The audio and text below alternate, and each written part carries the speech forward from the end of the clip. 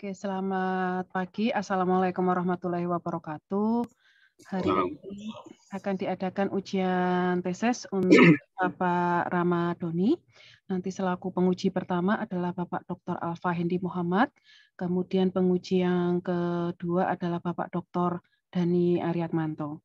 Oke, Pak Ramadhani nanti dipersilahkan untuk bisa mempresentasikan tindak lanjut saran-saran yang diberikan oleh tim penguji seminar hasil penelitian tesis.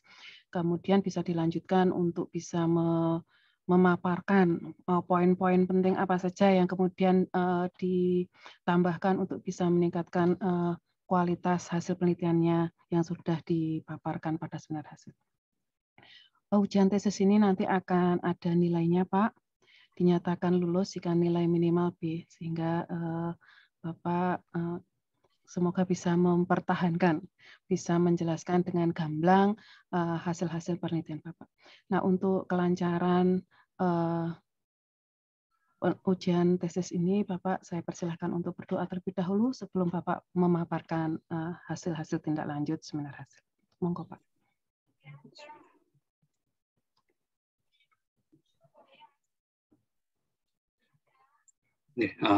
Mohon izin share presentasinya.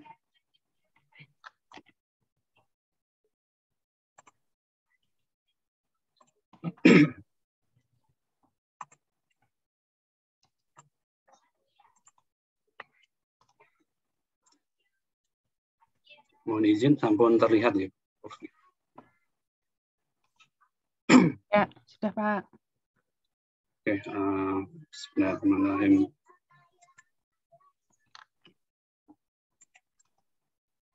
Assalamualaikum warahmatullahi wabarakatuh. Waalaikumsalam. Selamat pagi, Bu Prof. Emma Utami, Pak Dr. Alfa Hendi Muhammad, dan Pak Dhani Aryatmanto. Hari ini saya akan memaparkan hasil penelitian saya dalam ujian tesis yang mengambil judul tentang analisis penggunaan metode GitOps pada pengembangan perangkat lunak berbasis DevOps. Dengan dosen pembimbing pertama adalah Profesor Dr. Emma Utami, SSI MKOM, dan pembimbing kedua adalah Hanif Fatah, MKOM.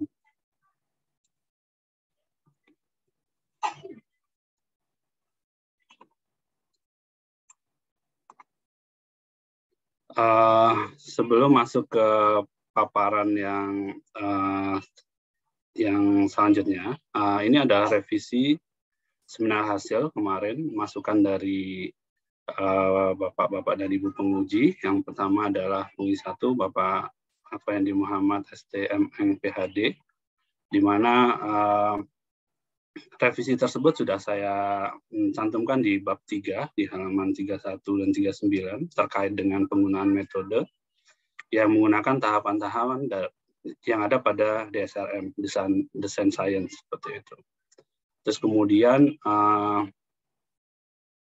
sudah saya cantumkan juga di bab 4 halaman 64 dan 66 terkait dengan perbandingan tabel. Jadi seperti masukannya adalah buat perbandingan tabel atau framework gitu. Nah, saya sudah tambahkan perbandingan tabelnya terkait dengan hasil analisa dengan menggunakan metode sebelum dan dengan penggunaan metode yang sesudahnya, seperti itu.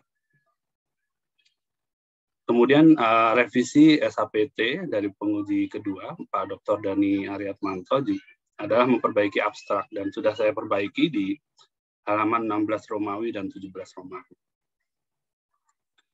Terus kemudian ada revisi juga dari penguji 3, Profesor Dr. Emma Utami, dan telah kami revisi juga di bab 3 halaman 63 dan bab 3 halaman 64 dan 65.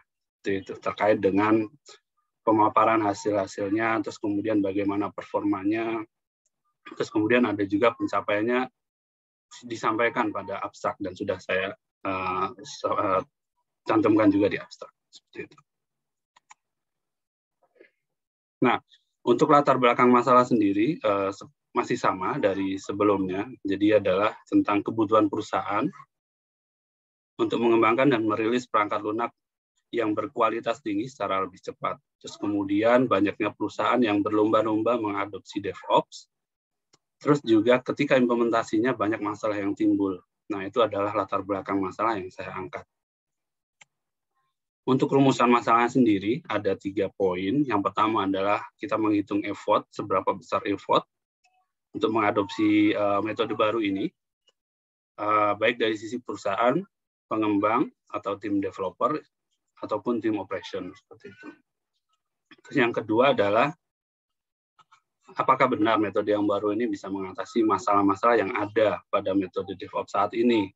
Itu adalah poin yang kedua. Dan yang ketiga adalah, faktor apa saja yang mempengaruhi keberhasilan penerapan GitOps? Itu adalah rumusan masalah yang diangkat dan akan coba dijawab di kesimpulan nanti. Untuk metode penelitian, sesuai saran dari penguji 1, Pak Dr. Alfa, bahwa metodologi yang digunakan mengacu pada tahapan DSRM atau Design Science Research Method, di mana DSRM ini dikemukakan pertama kali oleh Ken Papers dan et al. Pada jurnal yang judul Design Science Research Methodology for Information System Research pada tahun 2007. Di mana pada metode DSRM ini ada 6 proses. Yang pertama adalah identifikasi masalah. Yang kedua adalah mendefinisikan objek dan solusinya. Terus yang ketiga ada design and development. Terus yang keempat ada demonstration. Terus kelima ada evaluation. Dan yang keenam adalah komunikasi.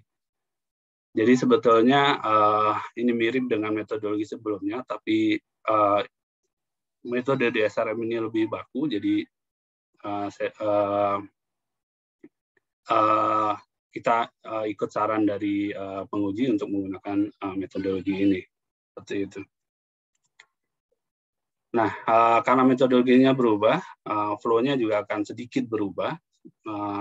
Berubahnya adalah sebelumnya kita menggunakan istilah pengujian mandiri, tapi secara baku DSRM ini kan demonstrasi dan pengujian. Jadi yang tadinya pengujian mandiri kita ganti menjadi demonstrasi dan pengujian. Terus kemudian perbedaan dengan metode sebelumnya adalah tidak adanya penekanan pada komunikasi tadi atau publikasi, penyampaian hasil penelitian ke pihak-pihak yang terkait seperti itu. Nah, sedangkan di DSRM ini ada satu penekanan bahwa ada satu tahap lagi di akhir bahwa setiap hasil penelitian adalah dipublikasikan seperti itu. Nah, ini adalah terkait desain dan pengembangan. Pada framework sebelumnya atau pada model sebelumnya menggunakan non-GitOps, di mana menggunakan model push-based, diawali dari developer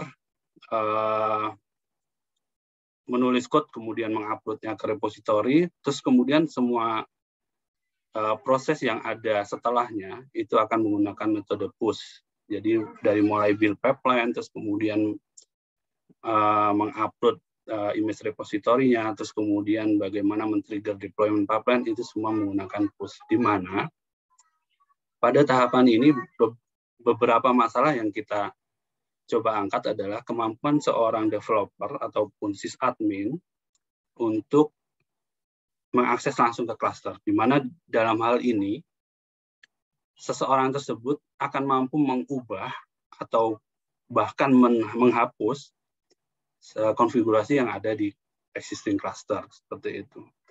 Terus masalah kedua yang kita coba angkat adalah tentang keamanan, di mana ketika kita menggunakan model push ini, artinya ada user dan password tanam di CI server, atau di sini kita menggunakan Jenkins. Kita perlu upload user password sehingga proses deployment-nya bisa berjalan. Artinya, user dan password terletak di luar cluster itu sendiri. Jadi terpisah dengan cluster Kubernetes yang ada. Terus kemudian masalah selanjutnya adalah ketika developer mampu mengubah langsung kondisi cluster, artinya ada kemungkinan bahwa semua transaksi atau semua aktivitas tidak tercatat tidak auditable istilahnya, tidak tercatat, sehingga akan sangat mudah ketika diaudit, proses ini akan terkena audit seperti itu. Kemudian setelahnya kita ubah ke model GitOps, di mana secara dari developer mengupload code, terus kemudian men-trigger build pipeline sampai tahap ini adalah sama. Perbedaannya adalah bahwa kita buatkan satu lagi environment repository sebagai single source of truth atas kondisi yang ada di deployment akhir seperti itu. Kalau kita lihat di bawah ada environment repository, ini adalah desired state, jadi state yang diinginkan gitu. Sedangkan yang ada di Kubernetes adalah actual state.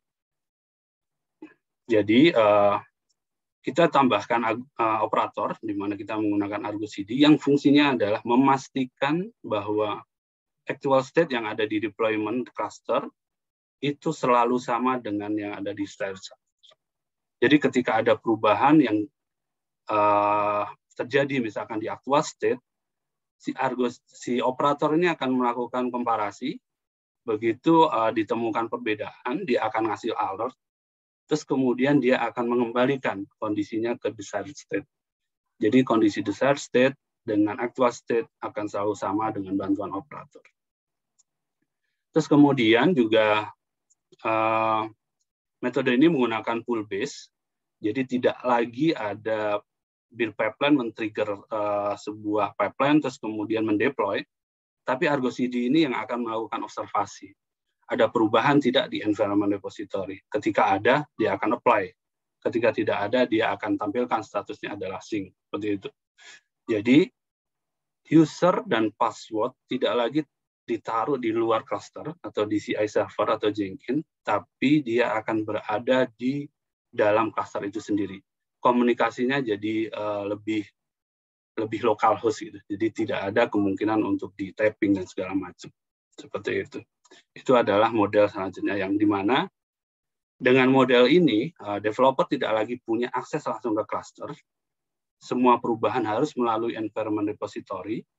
Semua perubahan akan tercatat dan auditable, dan kemudian juga keamanan tentang user password sudah tidak mungkin terjadi karena komunikasinya sudah langsung, tidak lagi melalui CI server. Seperti itu. Nah, ketika terjadi perubahan yang direct langsung ke cluster, akan dimungkinkan adalah adanya configuration drift. Configuration drift dalam artian bahwa ada di actual state, misalkan jumlah instalasinya ada 3, sedangkan di desired state ada 2. Nah, itu yang dinamakan dengan configuration drift.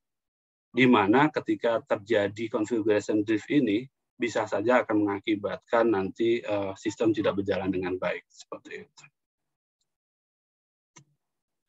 Nah, ini ada hasil dan pembahasannya ketika kita menggunakan yang before dan after tadi. Yang perubahan langsung ke cluster, contohnya adalah ketika kita bisa scale deployment kita, yang tadinya misalkan replikanya ada 3, terus kemudian kita ubah jadi 1. Apa efeknya?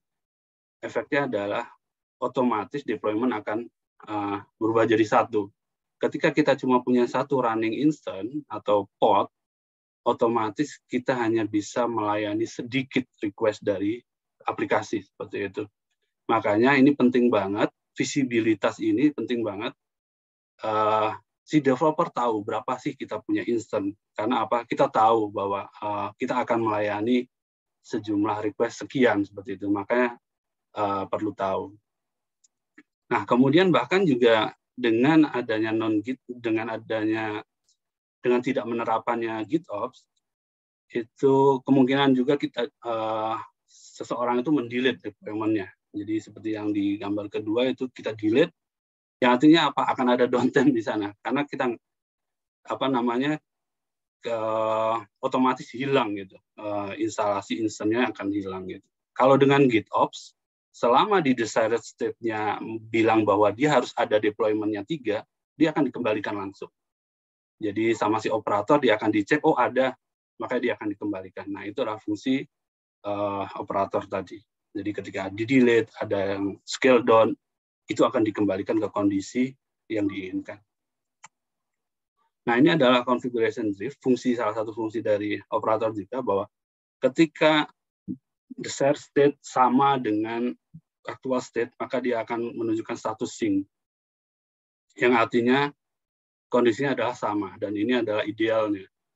Ketika ada perbedaan di desired state maupun di actual state, si operator otomatis akan langsung memberitahu bahwa dia dalam kondisi out of sync, di mana dia akan otomatis, ini sebetulnya parameterized, bisa di-set otomatis, bisa tidak, tapi biasanya adalah di-set otomatis, dia akan mengembalikan kondisi tersebut ke desired state-nya, sehingga dia akan maintain situasinya adalah sync. Terus kemudian juga masalah rollback gitu. Rollback ketika kita menggunakan ya non-git ops, misalkan kita deploy membutuhkan waktu 30 menit dengan 4 step. Dengan mode GitOps ini, kita tinggal klik history dan rollback, kita pilih point in time-nya yang mana, terus kemudian dia akan rollback. Jadi kalau sebelumnya dengan non-GitOps itu 4 langkah akan dilakukan kembali, tapi dengan GitOps ini kita tidak perlu lagi melakukannya dari awal. Sehingga kondisinya lebih cepat. Kita lihat di bawah itu kurang dari 1 detik, yang biasanya adalah 30 detik ketika kita melakukan deploy dan kemudian rollback. Dengan menggunakan metode ini kurang dari 1 detik, bahkan di situ ditulis 0 second gitu, karena saking cepatnya. Tidak perlu mengulangi lagi dari langkah awal, tapi dia tinggal lihat ke environment repository, terus kemudian mereka apply seperti itu. Nah, ini adalah tampilan grafiknya dari 10 kali percobaan. Di rata-rata memang lebih cepat karena tidak sampai 1 second. Nah, kemudian juga ini menambahkan tentang catatan perubahan tadi, karena semua perubahan harus melewatin Git, kita bisa cek bahwa si B ini melakukan perubahan apa. Di situ juga ada commit ID-nya. Dari commit ID itu kita bisa drill down lagi,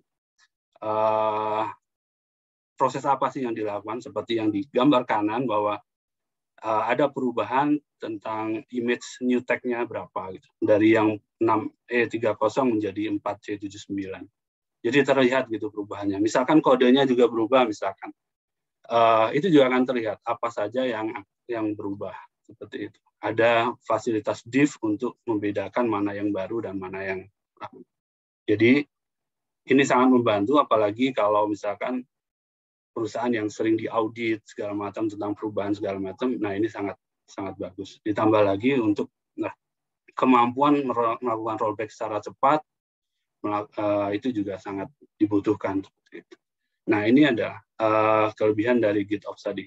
Jadi kalau tanpa GitOps, karena perubahan langsung sehingga tidak tercatat di sini, sehingga kita nggak bisa trace back tadi yang dirubah apa, sehingga mengakibatkan sistem crash misalkan, seperti itu tidak bisa di trace back. Tapi dengan ini kita bisa lakukan trace back, kemudian kita bisa lakukan rollback secara cepat seperti itu.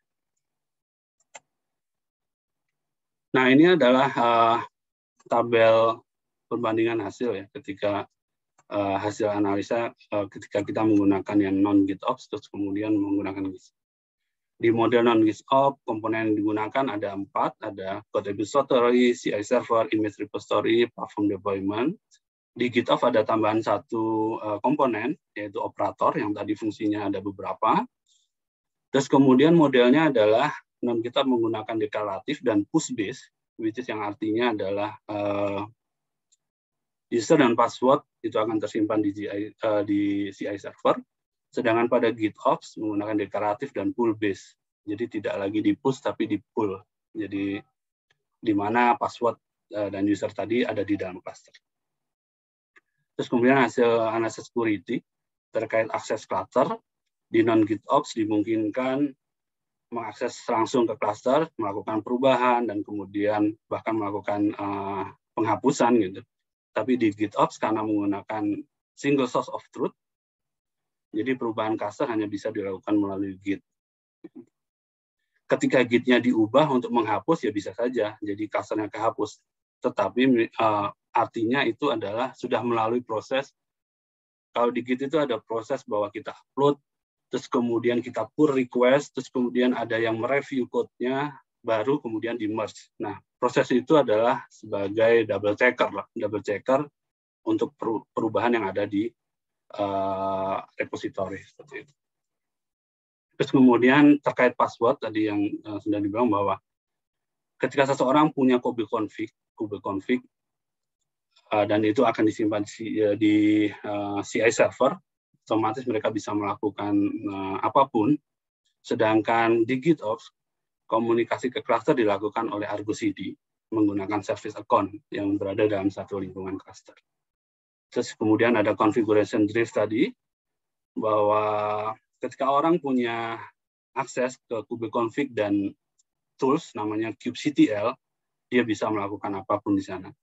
Sedangkan ketika menggunakan operator yang berfungsi memeriksa kondisi di shared state dan actual state, ketika ada perubahan dia akan menyamakan dan mengembalikan lagi ke actual state. Terus kemudian ada terkait dengan catatan perubahan tadi yang sempat ditampilkan bahwa semua ketika non-GitOps itu ada kemungkinan tidak tersedia. Jadi ketika diaudit nanti datanya tidak ada. Tapi ketika menggunakan GitOps, karena semua perubahan lewat Git, maka auditable. Jadi bisa diaudit kapanpun dilakukan seperti itu. Terus kemudian ini terkait dengan deploy dan rollback. Waktu deploy rata-rata ada 30 detik untuk case dengan source code yang ada di penelitian ini. Terus kemudian jumlah langkah deploy itu adalah 4. Yang pertama pull, build, upload, terus kemudian deploy. Nah di langkah yang di GitOps ini ada tambahan satu langkah lagi, adalah update environment repository, which is ini adalah single source of truth atas kondisi yang ada di actual state nanti. Nah, sedangkan pada rollback, langkahnya juga ada 4. Jadi kalau non-GitOps itu sama, dia akan ketika rollback dia akan yang tadinya pull jadi revert, dan kemudian dia akan menjalankan langkahnya dari awal. Jadi ketika butuh 30 detik, otomatis rollback-nya juga 30 detik. Nah, ketika langkah rollback ini dilakukan di GitOps, dia hanya cek environment repository, ketika itu ada, terus kemudian mereka akan deploy. Makanya di poin selanjutnya nanti ada waktu yang dibutuhkan untuk rollback. Nah, secara kemudahan juga tidak mudah, karena kita perlu melakukan git revert, terus kemudian commit gitu ya ke repository. Sedangkan di GitOps tinggal klik aja, klik history, rollback, pilih point in time-nya apa, terus enter. Maka semuanya akan di rollback.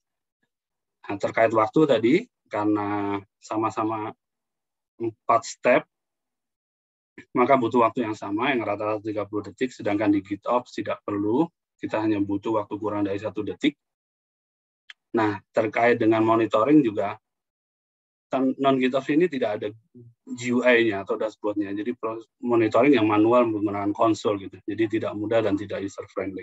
Sedangkan di GitOps karena ada GUI-nya kita bisa lihat secara grafis gitu ya, secara visual gitu, jadi user friendly. Seperti itu.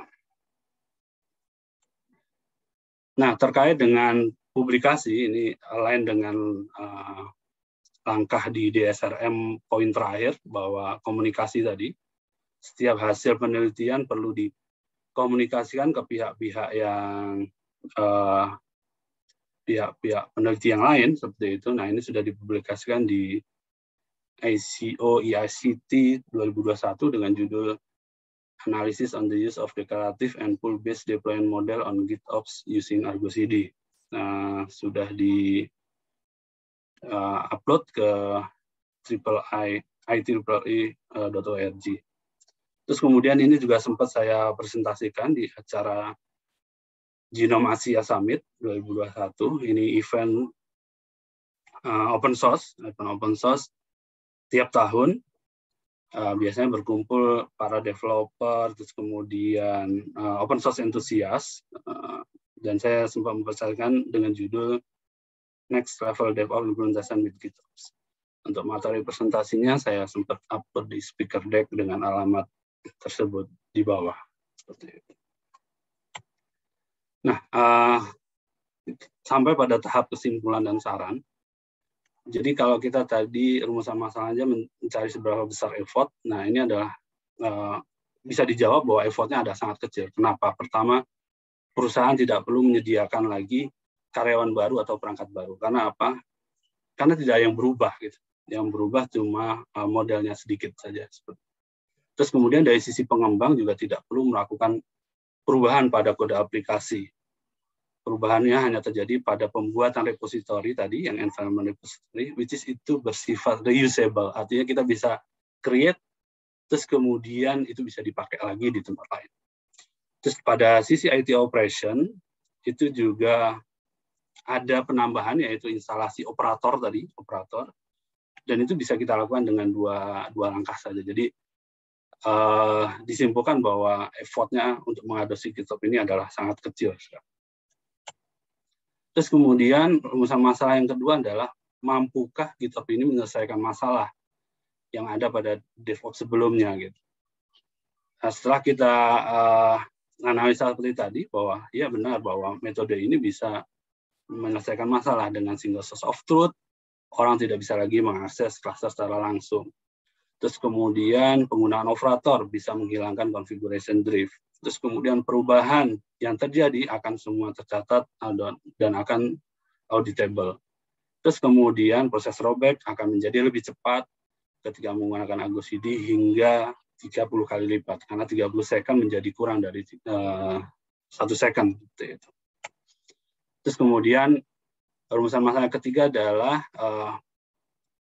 faktor apa yang mempengaruhi keberhasilan penerapan GitOps ini. Makanya disimpulkan bahwa adopsi GitOps akan lebih mudah ketika orang sudah familiar dengan penggunaan Git. Jadi tidak ada lagi proses waktu untuk belajar. Terus yang kedua ada culture atau budaya. Ini butuh intervensi memang dari manajemen. Jadi perubahan culture ini juga termasuk perubahan pada mindset untuk bekerja secara silo-silo atau sendiri-sendiri seperti itu. Terus kemudian yang ketiga ada kemauan dari masing-masing stakeholder, termasuk juga manajemen untuk mempelajari dan mengadopsi teknologi baru. Nah, sebagai saran, Argo CD ini tidak dapat digunakan sendiri. Jadi kalau tadi dari 3 step, continuous integration, continuous deployment, segala macam, Argo CD ini ada di paling belakang gitu. Dan dia tidak bisa bekerja sendiri, dia harus diintegrasikan dengan CI/CD sebelum proses CI/CD maupun dengan langkah post deployment seperti proses testing dan monitoring. Terus kemudian untuk bahan penelitian selanjutnya tidak hanya terbatas pada deployment, tapi juga integrasi dengan CI/CD, automatic testing serta mendukung observability. Jadi kemampuan GitOps ini bagaimana dia bisa memberikan early alert misalkan seperti itu, nah itu perlu diteliti lagi. Nah ini ada yang terakhir daftar pustaka, termasuk buku, majalah, jurnal ilmiah, dan proceeding. Terus kemudian ada laporan penelitian. Terus yang terakhir ini ada tambahan, karena kita mengadopsi metode tadi, DSRM tadi, maka perlu juga ditambahkan daftar pustaka, papers, dan daftar pustaka ini seperti itu. Dan ini slide saya terakhir. Terima kasih dan mohon masukannya. Oke.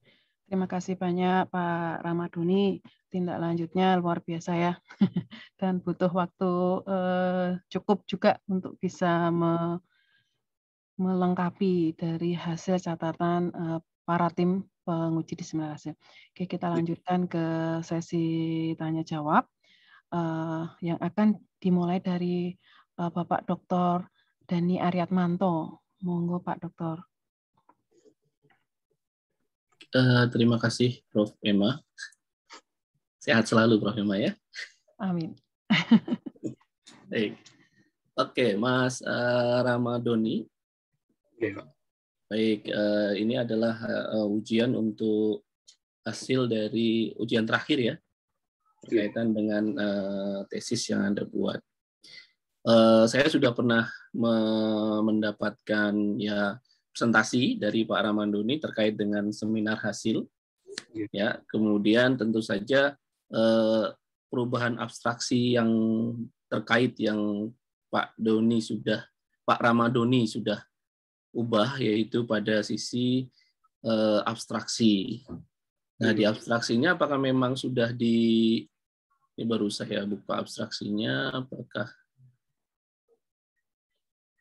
dari hasil di presentasinya tidak disampaikan ya berapa waktu yang dia bilang cepat, dalam kesimpulannya juga tidak disebutkan, kenapa ya? Sudah saya tampilkan sih Pak, tadi bahwa dari 30 second menjadi kurang dari 1 second tadi Pak. Ya, tapi kan itu disampaikan bukan dalam informasi laporan ya. Di kesimpulan tadi saya tidak melihat adanya nilai gitu terkait dengan coba dibuka kesimpulannya pada sisi kesimpulan. Nah, di sini kan tidak sama sekali menyampaikan hal terkait informasi berkaitan dengan mempersingkat waktu hingga lebih dari 30 kali lipat ya. Saya rasa perlu sedikit direvisi kalau misalkan itu kaitannya dengan waktu, akan lebih baik disampaikan juga dengan waktu, misalkan apakah second, apakah millisecond gitu Pak. Oke, siap Pak. Oke. Kalau perlu juga di simpulan itu juga disampaikan perubahan waktunya, misalkan dari yang lama ke yang baru itu seperti apa. Misalkan yang lama sekian detik, sedangkan pada proses kecepatan baru bisa selesai dalam waktu sekian detik ya itu. Oke, siap Pak. Ya, walaupun seperti ini juga tidak ada masalah.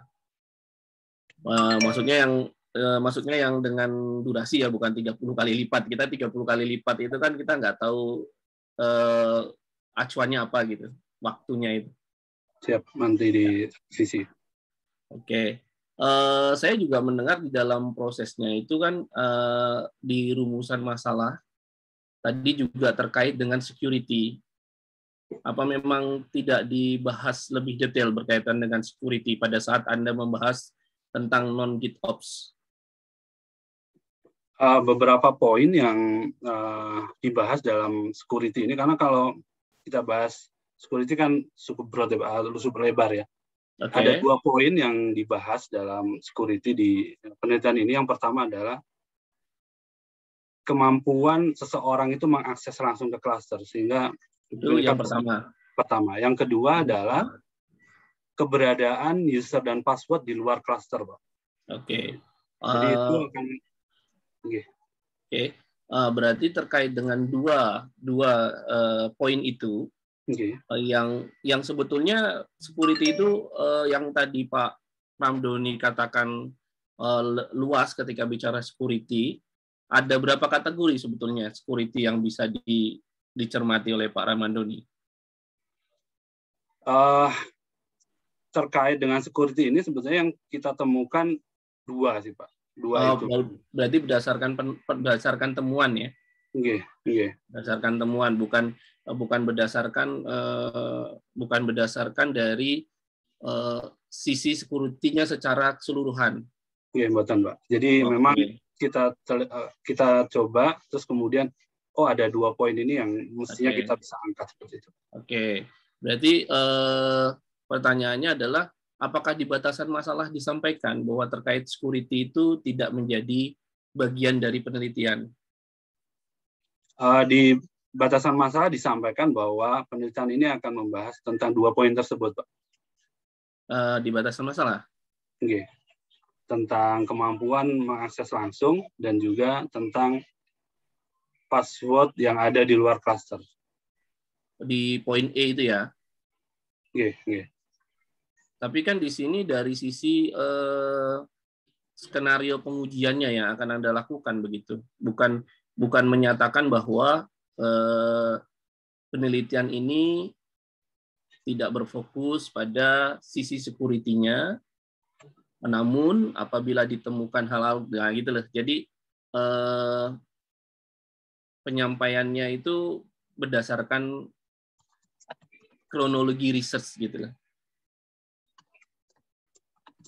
Baik. Kalau di poin E ini kan Anda ingin menyampaikan apa yang mau Anda lakukan.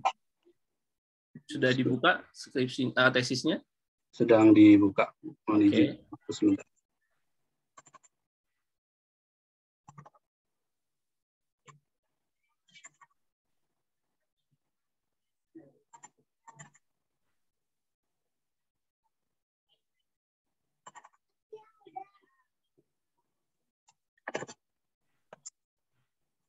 Saya coba cari dulu, Pak. Ini ya, di poin-poin. halaman page ke-5.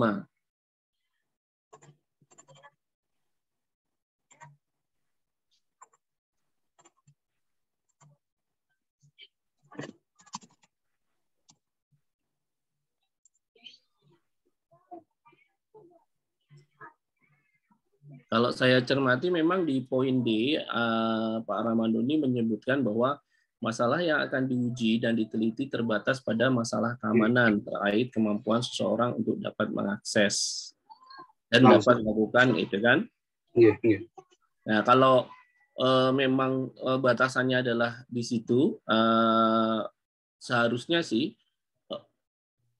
poin E itu kan cuma di D itu, poin E itu kan berkaitan dengan apa yang mau dilakukan ya, bukan berkaitan dengan harusnya ada kata mungkin skenario pengujian keamanan dilakukan pada batasan apa begitu.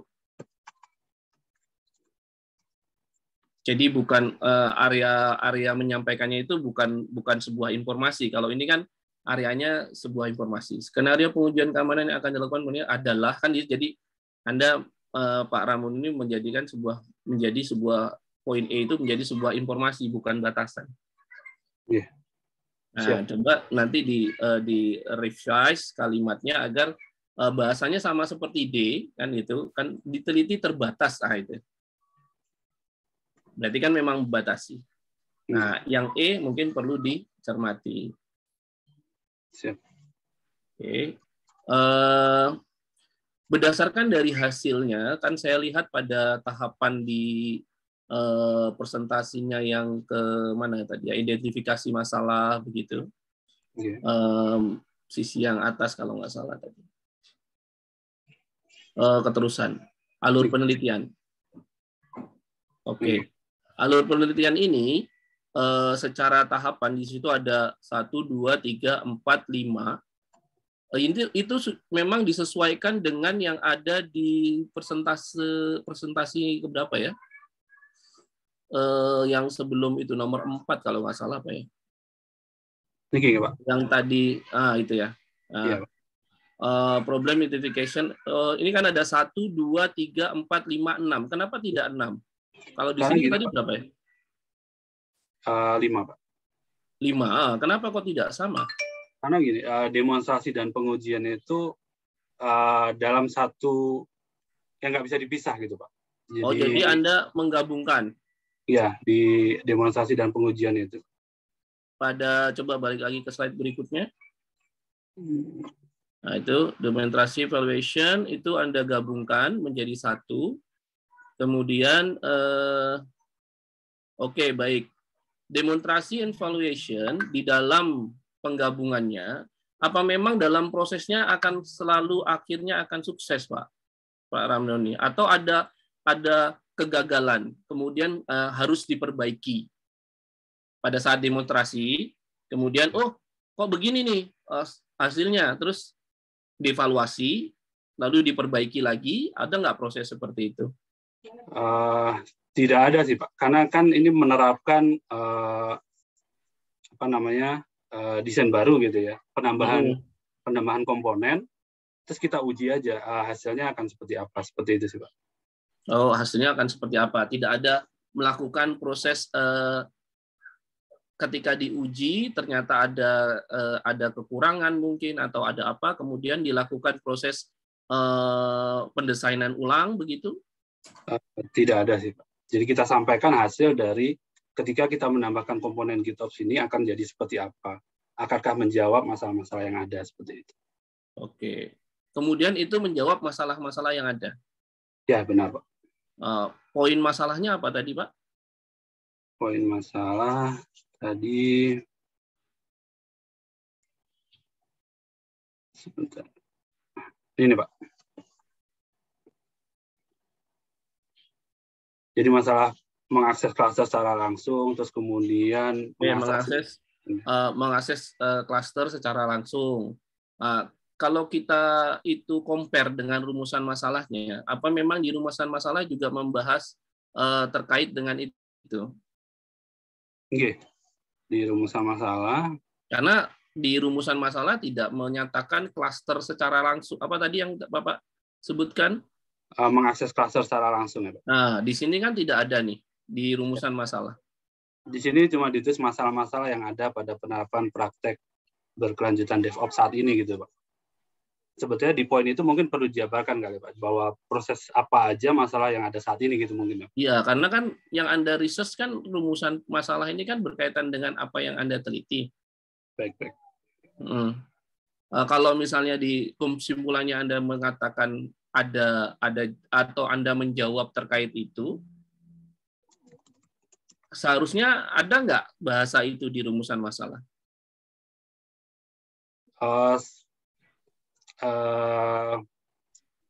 Sebetulnya kalau di di dokumen tesisnya Pak, itu ada sih Pak.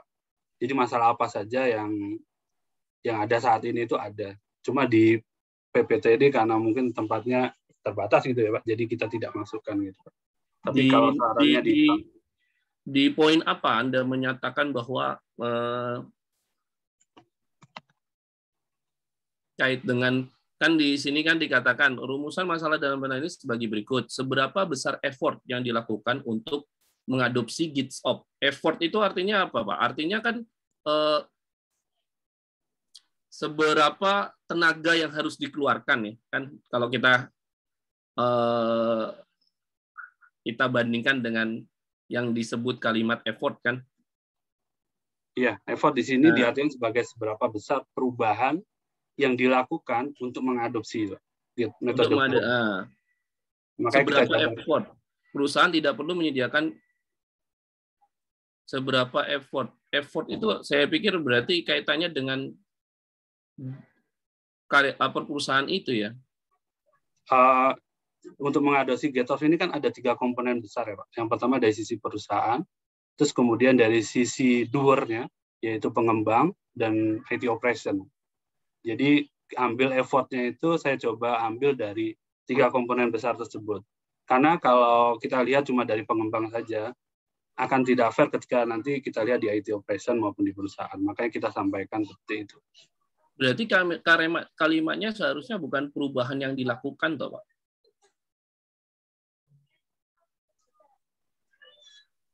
Mungkin ada masukan. Kalau perubahan yang dilakukan berarti kan effort itu diartikan dari, kalau effort secara kata dasarnya itu kan sesuatu yang kita lakukan gitu kan.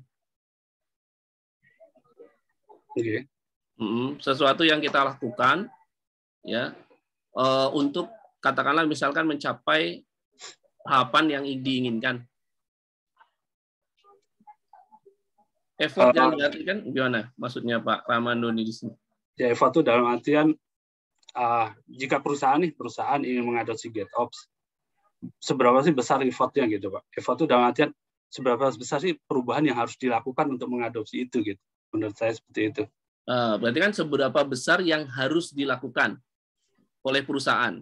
Oke. Berarti perusahaan tidak perlu lagi menyediakan karyawan baru, itu sebuah hal yang perlu dilakukan untuk bisa mengadopsi GitOps. Jadi, bukan itu impact, Pak. Kalau effort di sini kan bisa jadi seberapa besar yang dilakukan dan yang tidak dilakukan juga gitu Pak.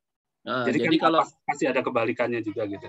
Ya, bukannya itu impact Pak. Setelah dia menggunakan, jika dia ingin mengadopsi GitOps, impact-nya adalah karyawan menjadi lebih sedikit. Tidak Pak. Tidak jadi lebih sedikit. Artinya gini, kalau impact yang dilakukan ketika mengadopsi GitOps dalam pikiran saya adalah impact-nya adalah proses deployment jadi lebih cepat, proses rollback jadi cepat. Itu adalah impact ketika mengadopsi GitOps kalau menurut saya. Tapi kalau effort ini lebih ke seberapa besar sih yang harus kita lakukan untuk bisa mengadopsi ini gitu. Sehingga kecil apa besar dalam artian dalam satuannya gitu. Kecil ketika memang minim perubahan, terus besar ketika memang banyak perubahan, misalkan dari sisi proses, dari sisi funding, apa pembiayaan dan segala macam. Menurut saya seperti itu. Jadi bukan kalimatnya menjadi effort diartikan sebagai seberapa besar perubahan yang terjadi, bukan yang dilakukan harusnya.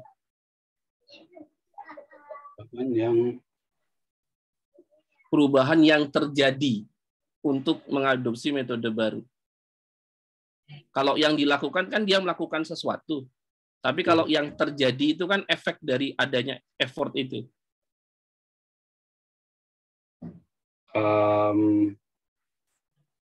Ya mungkin bisa diubah menjadi seperti itu sih Pak. Tapi menurut saya sih memang dilakukan itu kan akan jadi terjadi nanti gitu.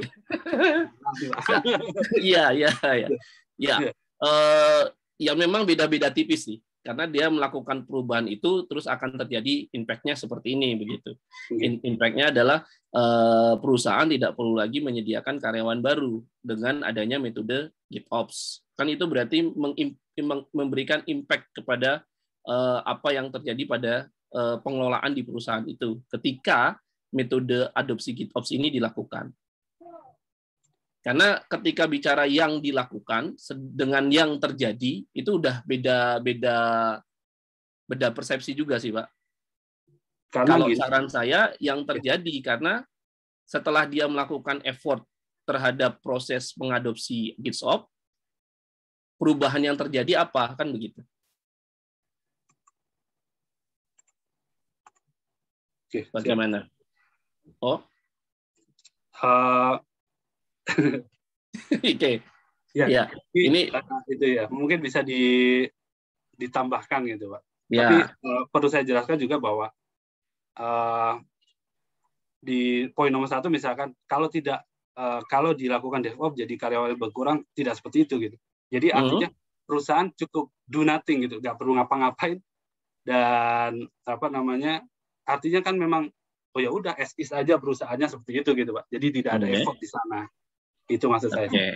Berarti maksudnya di effort itu dalam artian ke depannya perusahaan itu tidak perlu memikirkan adanya kebutuhan karyawan, kan begitu? Oke, siap. Benar. Effortnya kan di situ sebetulnya. Ya, ketika yang dilakukan ketika mengadopsi metode baru. Nah, bisa juga kata untuk. Nah, itu diganti dengan ketika. Nah, kembali ke hal yang tadi, Pak, bicara tentang rumusan masalah dengan apa yang disampaikan di dalam prosesnya ini kok belum disinkronkan, Pak. Saya rasa perlu dicermati lagi agar apa yang menjadi rumusan masalah adalah apa yang dijadikan sebagai sebuah kesimpulan. Mohon izin bertanya, Pak Dokter. Di rumusan masalah ini kan ada 3 poin ya, Pak Dokter. Pertama kita bicarakan tentang effort, terus kemudian yang kedua adalah mengatasi masalah atau tidak, terus yang ketiga adalah faktor apa saja. Nah di kesimpulan sudah coba saya sinkronkan bahwa pertama kita ngomong effort, seberapa besar effortnya, terus kemudian kesimpulan kedua adalah mampukah mengatasi masalah yang ada. Terus kalau yang poin ketiga adalah faktor apa saja. Jadi mohon izin untuk di mana yang kita sinkronnya. Pak Ramandoni itu maksudnya di sini dari 3 poin yang di atas, kemudian Pak Ramandoni mendetailkan poin-poin 3 tadi ya. 3 poin yang di rumusan masalah yang dibicarakan secara istilahnya secara belum secara detail begitu. Kemudian di kesimpulan Anda perdetailkan dari setiap masalahnya, kan begitu ya? Iya, kita coba sampaikan gitu apa hasilnya. Coba disimpulkan dari masalah-masalah itu. Ya, apakah sudah terjawab atau belum? Apakah terjawab atau belum? Contohnya misalkan poin di sebelumnya sebelah sini kan.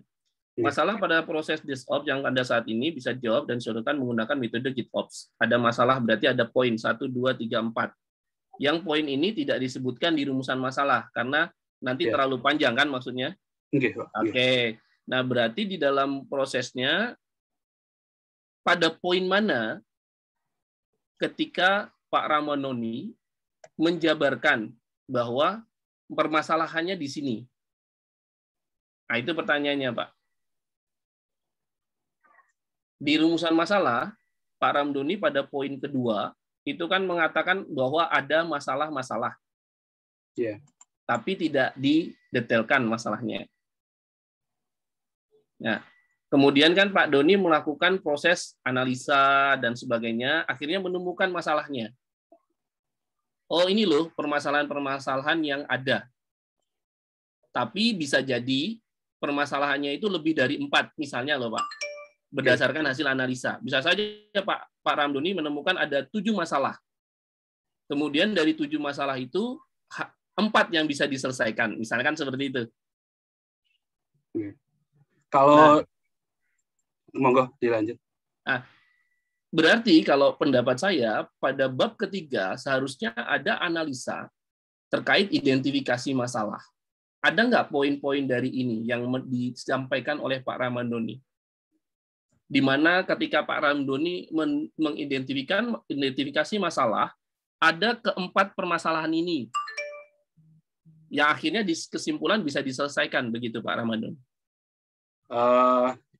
Tidak secara detail memang Pak Dokter. Jadi memang ada, tapi terkait misalkan rollback dan juga security itu aja. Jadi masukan bagi saya untuk didetailkan security itu apa aja, terus kemudian rollback itu apa aja. Sebetulnya awalnya kita cuma mau meneliti 2 tersebut, terus kemudian akhirnya kita menemukan sekitar 4 yang bisa disolusikan oleh pertanyaan gitu. Nah, itu kan proses yang dilakukan, itulah yang dijadikan sebagai proses identifikasi masalah kan Pak Ramadhani? Iya, Pak. Nah, dan itu akan baik kalau disampaikan kan begitu? Oh, siap. Nah, dari hasil identifikasi masalah, kemudian peneliti menemukan, kan gitu, beberapa poin-poin permasalahannya, baik di sisi security maupun di sisi rollback. Nah, harapannya adalah keempat poin ini disebutkan bahwa ini adalah permasalahan, begitu. Siap. Nah, baru nanti kesimpulannya akan terjawab kan begitu. Siap. Oke, baik. Kira-kira seperti itu, Prof. Emma. Terima kasih, Dr. Dani. Terima kasih, Pak Dr. Dani. Oke, dari masukan, apresiasi, dan feedback dari Pak Dr. Dani, saya mencatat beberapa poin penting. Yang pertama terkait dengan satuan waktu harus terukur ya Pak, dieksplisitkan satuan waktu yang kemudian digunakan untuk pengujian di sini, apakah detik dan lain sebagainya. Yang kemudian di paparan tadi Bapak mengatakan bahwa 30 kali lipat lebih cepat dan sebagainya, itu perlu disampaikan secara eksplisit. Awalnya seperti apa, yang baru seperti apa, supaya terkonfirm yang dikatakan 30 kali lipat itu yang seperti apa, supaya tidak terkesan seperti klaim Bapak secara sepihak gitu ya. Tapi ini adalah hasil dari uji coba yang dilakukan. Kemudian terkait dengan 2 aspek security yang Bapak teliti, perlu diperdetail. Sebenarnya diperdetail ini sekaligus sebagai batasan ya Pak, supaya apa? Supaya penguji gitu atau pembaca yang berikutnya tidak punya ekspektasi yang kemana-mana begitu, tetapi spesifik terkait dengan apa. Nah, kemudian juga perlu untuk diperjelas Pak, bahwa semua yang akhirnya muncul di penelitian ini terkait dengan security, itu mana yang memang itu Pak, semacam temuan gitu. Di awal tidak direncanakan, di awal penelitian tidak direncanakan untuk variabel security tersebut, tetapi justru itu bermunculan di penelitian Bapak misalkan, supaya apa? Supaya nanti terkonfirm juga mana yang ditindaklanjuti oleh Bapak dan mana itu yang nanti akan dilanjutkan untuk penelitian yang berikutnya. Nanti bisa dispesifikkan di uraian batasan. Kemudian saya sepakat untuk proses demonstrasi sama proses evaluasi itu kalau dipisah bagaimana ya? Karena Yang namanya setelah didemonstrasikan dievaluasi. Namanya evaluasi itu kan ada yang hasilnya sesuai dengan harapan kita. Tapi ada juga yang hasilnya tuh tidak seperti itu. Nah, yang tidak seperti itu apakah diperlakukan sama atau harus balik lagi ke proses yang di atasnya untuk apa? Dalam rangka perbaikan. Setuju saya, Dokter. Maksud saya begitu. Ya, jadi kan itu. Mohon izin. Sebetulnya di sini posisinya bukan untuk membetulkan gitu ya, merevisi hasil gitu. Tapi adalah menguji dan hasilnya akan disampaikan. Seperti itu sih, Bu Prof. Apakah masuk gitu? Itu namanya menganalisis, Pak. Tapi kan itu kan sudah standar baku. Standar bakunya mengatakan itu evaluasi. Jadi nanti coba ya Pak konteksnya ya. Kalau yang namanya evaluasi itu ada unsur menguji, Pak. Jadi didemokan, kemudian kita cermati. Mana yang salah? Gitu. Hasilnya itu mana yang salah gitu. Sebetulnya tidak ada yang salah sih, Bro. Artinya gini, dengan kondisi semula kita tes gitu kan. Hasilnya adalah A, B, C, D gitu. Terus kemudian dengan kondisi selanjutnya, setelah kita tambahkan satu komponen gitu misalkan, hasilnya adalah A aksen, B aksen, C aksen. Gitu. Artinya saya tidak merevisi dari yang monggo dilanjut. hasilnya tidak satu ya, hasilnya beragam ya. Oke, jadi hasilnya nanti kan bisa bercabang ya. Hasilnya bercabang. Jadi kan maksud saya gini, evaluasi dilakukan dan tidak dilakukan harusnya ada bedanya kan Pak? Atau mungkin Pak Ramdhani maksudnya evaluasi sebelum digunakannya GitOps dan evaluasi sesudah digunakannya GitOps, atau begitu mungkin Pak Ramdhani? Enggak sih, kayak gitu sih Pak. Ya, berarti nanti tetap muncul evaluasi. Namanya evaluasi. Iya, karena evaluasi nanti akan bercabang. Jadi sebelum dan sesudah gitu. Ini terkonfirmasi. Iya, siap. Ya, oke. Ya, kemudian saya juga ini, Pak, effort, Pak. Variabel atau konteks effortnya terkait dengan adopsi GitOps ini perlu untuk dispesifikan supaya terukur, Pak. Terukur dan terbandingkan. Misalkan kalau jumlah karyawan, kemudian misalkan penganggaran, kesulitan Pak mekanisme justifikasinya. Karena kalau itu Pak Bapak kekeh dengan itu berarti penelitian Bapak belum selesai. Nunggu nanti. Jadi misalnya gini, jadi kalau ini nanti diterapkan, nggak butuh karyawan banyak misalkan, nggak butuh dan lain sebagainya. Nah itu teruji atau ya sudah seperti itulah selayaknya. Berarti nggak usah diteliti pun akan seperti itu. Atau itu hanya perasaan Bapak aja. Nanti kalau ini gitu. Nah, itu kan masih debatable, Pak.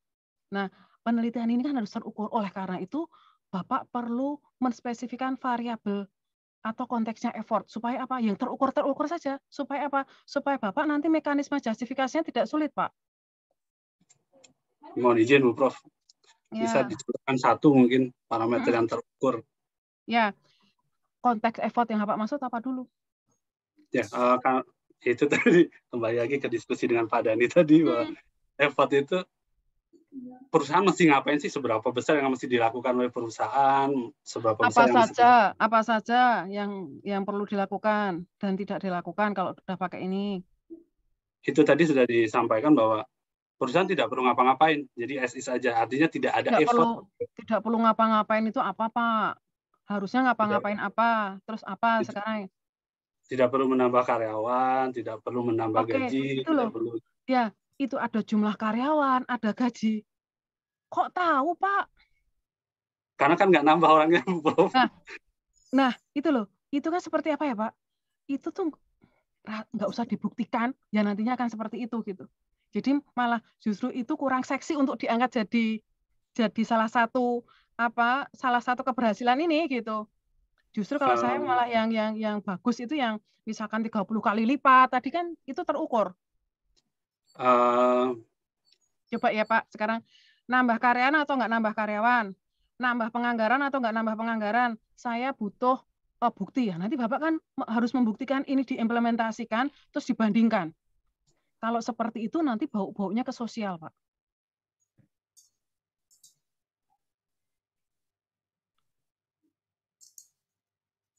Oke, siap. Kecuali kalau Bapak mau tetap itu dipertahankan, sebaiknya ada sesuatu yang diukur, Pak. Kalau enggak, ya ini nanti terlalu panjang sebenarnya penelitiannya. Ya, karena apa? Karena tadi mohon maaf itu seperti asumsi yang belum teruji. Sebetulnya tidak bisa dibilang asumsi sih Bu Prof menurut saya. Karena gini, sebelum kita mengadopsi get off, kita nggak tahu gitu.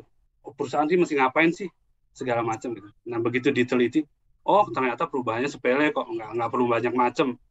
Nah artinya baru tahu bahwa perusahaan tuh nggak perlu ngapa-ngapain karena memang ternyata perubahan itu hanya terjadi pada sisi developer dan sisi operation seperti itu. Oke ya, kalau itu akan dipertahankan, mending ambil kasus di suatu perusahaan.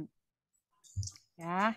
Kemudian yang rumusan yang kedua tadi, yang masalah-masalah yang ada pada penerapan praktek berkelanjutan. Nah, ini juga perlu dispesifikan ya Pak, masalah-masalah yang ada pada penerapan itu ditaruh di batasan, diperdetail, dan nanti akan terkonfirmasi. Misalkan ternyata kesimpulannya dari 10 masalah yang sering muncul, ternyata baru bisa mensolusi 6 ya. Nanti 6 aja yang ditaruh di batasan.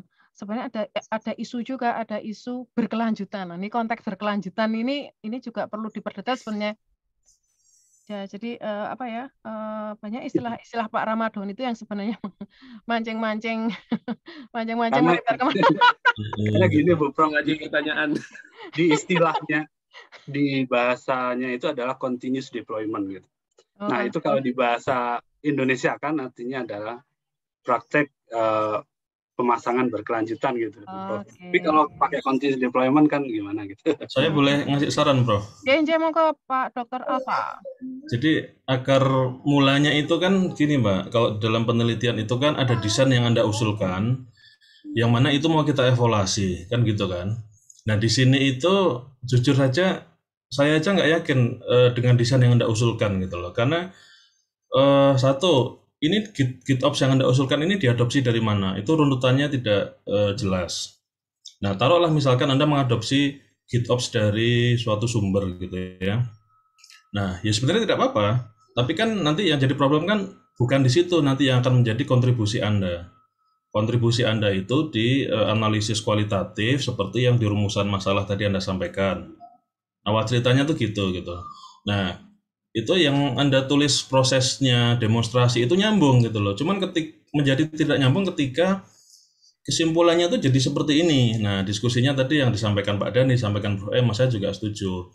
Nah, biar nggak ke sini, mungkin di bagian pembahasannya itu Anda buat spesifik ya, misalkan kasih aja pembahasannya tuh diskusi, kasih chapter subbab gitu ya, subbab 1 eksperimen kualitatif 1 tadi yang menjawab pertanyaan research question 1 tentang effort.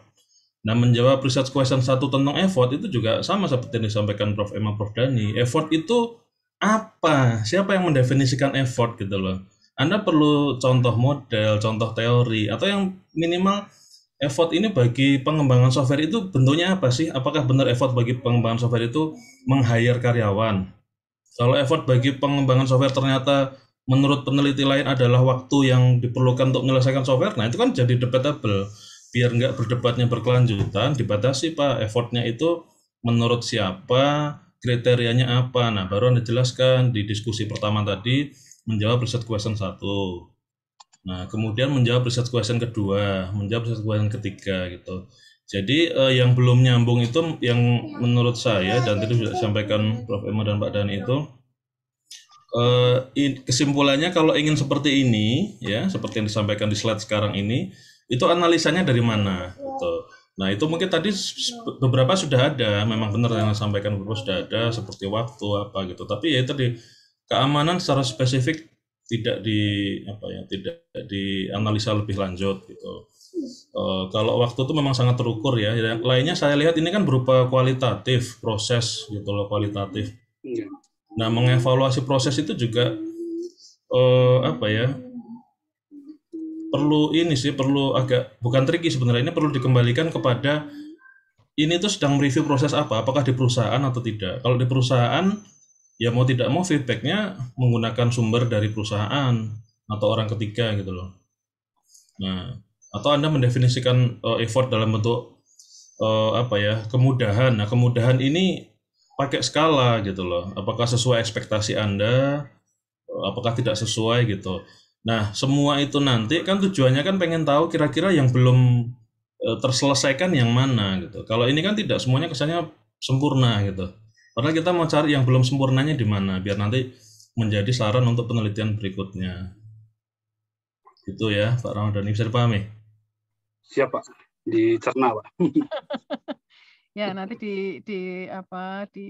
dipahami lagi ya, Pak. Jadi supaya mekanisme justifikasinya itu nggak sulit gitu. Jadi dispesifikan aja supaya lebih terukur. Misalkan apa tadi yang resource infrastruktur dan lain sebagainya. Nah, yang terakhir adalah terkait dengan kesimpulan. Ya, saya sepakat kesimpulan itu kesimpulan yang tersusun harus spesifik berdasarkan skenario pengujian yang sudah dilakukan.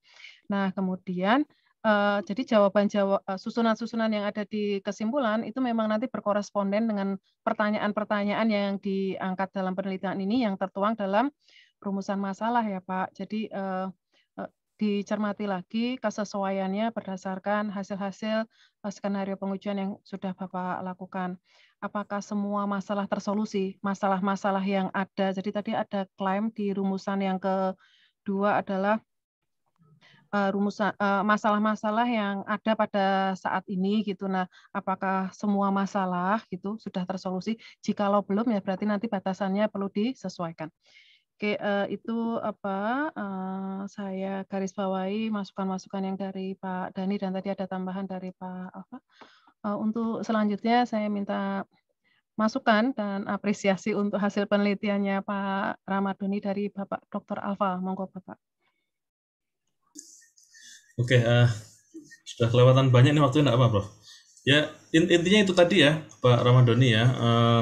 Secara garis besar alur, masih ada yang kurang tepat ya. Tadi sudah disinggung lama, saya nggak mau mengulang lagi gitu.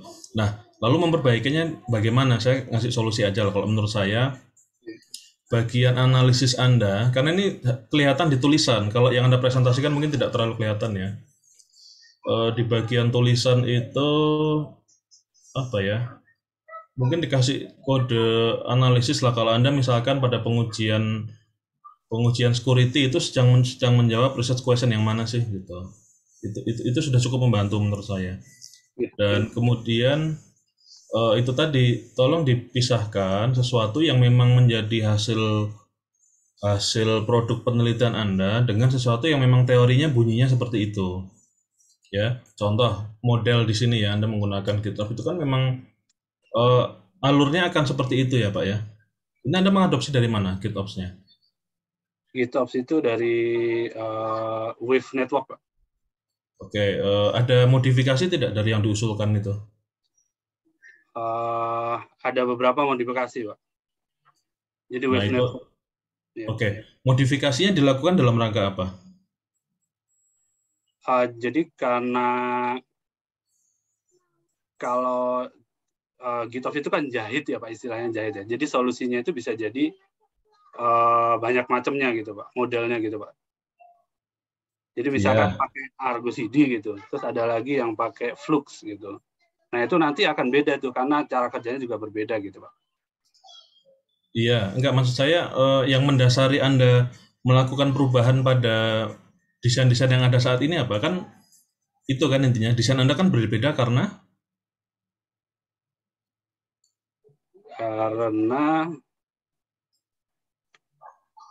Anda punya masalah yang berbeda dengan yang sudah ada. Iya enggak? Masalahnya ada yang beda dan yang sama. Nah, jadi berbekal dari situlah makanya Anda mengusulkan sebuah rancangan yang berbeda gitu loh. Nah, sebenarnya dari desain saja itu sudah bisa diklaim ya sebagai hasil penelitian. Nah, cuman untuk mengklaim desain tadi kan dilanjutkan Pak dengan proses evaluasi. Nah, jadi alur yang harus ditegaskan di sini itu desain Anda itu dalam rangka menyelesaikan masalah apa. Kalau dikembalikan ke rumusan masalah, harusnya menyelesaikan masalah effort dalam mengembangkan mengembangkan sistem ini ya. Kemudian yang B itu menurut saya kurang jelas, dan yang bertiga itu juga apa ya, menurut saya tidak terukur Pak gitu. Jadi mending ini antara Anda memperbaiki research question atau analisanya dikembangkan menjawab research question gitu. Karena kalau yang di tengah-tengah tidak mungkin dirubah, kan sudah dilakukan. Nah, kalau misalkan mau merubah research question itu justru lebih mudah ya. Kalau merubah research question tentu disesuaikan dengan hasil yang sudah diperoleh gitu. Nah, ini kan sudah melalui pengujian, dan dari pengujian ini tadi sudah disampaikan mungkin ada yang tidak berhasil, mungkin ada yang berhasil, gitu ya. Nah, yang berhasil itulah yang bisa diceritakan gitu. Yang tidak berhasil sebenarnya juga bisa dibahas juga gitu loh untuk menjadi perbaikan berikutnya. Nah, atau alternatif kedua, misal menggunakan rumusan masalah yang 3 ini ya dijawab di bab 42 di pembahasan gitu. Tadi saya usulkan dipakai aja subbab ya, misalkan 421 ya, analisis untuk menjawab research question 1, ya tidak apa-apa bunyinya subbabnya seperti itu. Seberapa besar effort, tapi di situ harus mulai menjelaskan dulu effort yang dimaksud di sini itu berupa apa, gitu, dan menafsirkannya seperti apa. Jadi di tulisan ini tidak melebar kemana-mana gitu. Anda sendiri yang membatasi tulisannya, sehingga nanti pada akhirnya kan Anda mau menjawab bahwa GitOps ini kan memberikan banyak keuntungan dibandingkan metode-metode DevOps lainnya ya, di mana CI dan CD-nya terlihat jelas tadi yang seperti Anda sampaikan. Keuntungannya juga kelihatan gitu. Nah, itu tadi nanti larinya akan ke situ gitu. Tetapi itu di pembahasan. Jadi kesimpulan itu nanti ya hanya merangkum dari hal yang sudah dibahas. Nah, ini di pembahasan nggak bahas effort, di kesimpulan keluar effort gitu. Ya jadi ngulang lagi pertanyaannya gitu ya. Nah, kemudian yang B dan C juga sama ya, faktor yang mempengaruhi keberhasilan menurut saya juga didefinisikan dulu ya di depan, kemudian ditunjukkan di pembahasan, nah kemudian bisa ditarik di bagian kesimpulannya. Gitu ya Pak Ramadhani, ini masalah sistematika aja sebenarnya, tapi ya perlu diperbaiki lah biar risetnya kelihatan hasilnya. Terima kasih masukannya Pak Dr. Alfa. Iya, itu saja. Terima kasih banyak Pak Dr. Alfa masukan-masukannya. Selanjutnya Pak Ramadhani, saya masukkan ke waiting room sebentar nggih Pak. Siap.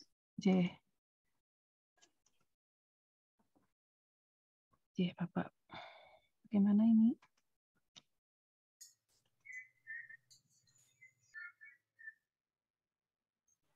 Saya memanggil Pak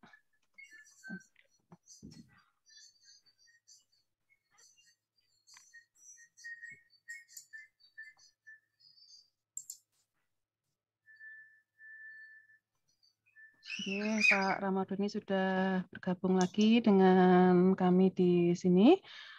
Untuk ujian tesis Pak Ramadhani kan berlangsung seru ya.